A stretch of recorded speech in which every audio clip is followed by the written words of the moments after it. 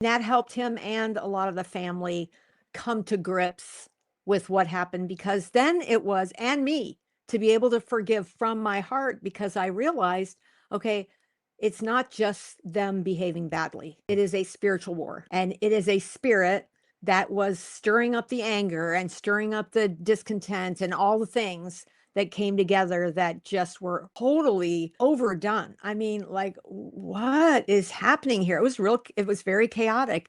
But to then see it from that lens, our battle is not with flesh and blood. And the other thing the Lord kind of just whispered to me was, you cannot resist what you do not recognize. I did not recognize that it was a whole demonic influence going on with them. And, I got duped by that same unholy spirit as part of that cult. So there, but by the grace of God, go I.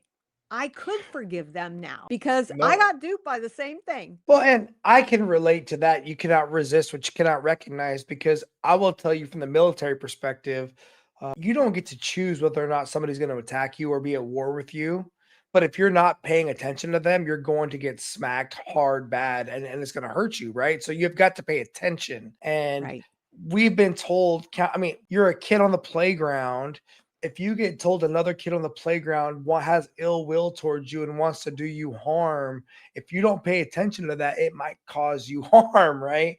And so you have got to at least you may not want the problem. You may not want to have the conflict. You may not want to have the argument or the difficult conversation or the battle, if you will. But if you just deny it, you're going to unfortunately lose every time, because it's not going to stop the enemy from attacking, right? It's just, that doesn't work like that.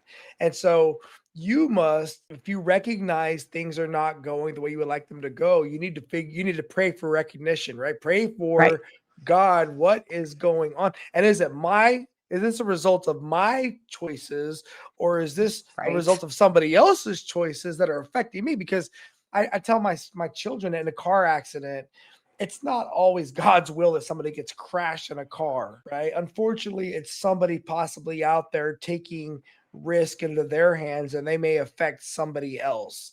And that's not always just going to be explainable as being God's will. It's just the reality of, we can, in the world of bumper cars of life, people may unfortunately cause other people trauma and harm because they're not paying attention to what they're going through and how it can affect other people. But if you're a defensive driver, and for the most part, you can avoid 99% of the accidents out there, as long as you're paying attention to the signs and you're not putting yourself in a position that you're going to get hit. I mean, if you're parked at a stoplight, then you're sit and duck, whatever. You can't control that one. And so when I first read that in your book, and I saw that piece about you have to recognize, you can't resist something until you recognize it, I thought that was powerful, because I concur 1,000%, right?